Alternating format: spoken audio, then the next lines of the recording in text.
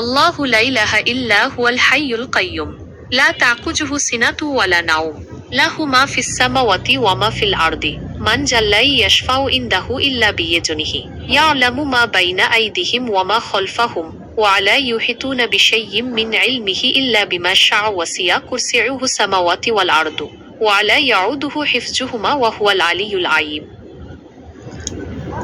আয়াতুল কুরসির বাংলা অনুবাদ এবং সারমর্মটা বলো।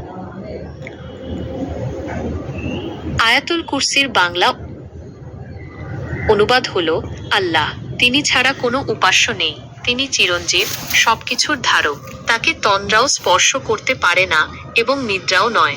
আসমান ও জমিনে যা কিছু রয়েছে সবই তার। কে আছে এমন যে তার অনুমতি ছাড়া তার কাছে সুপারিশ করতে পারে? তাদের সামনে ও পেছনে যা কিছু আছে তা তিনি জানেন, আর তারা তার জ্ঞানের সামান্য অংশ ছাড়া কোনো কিছুকে আয়ত্ত করতে পারে না।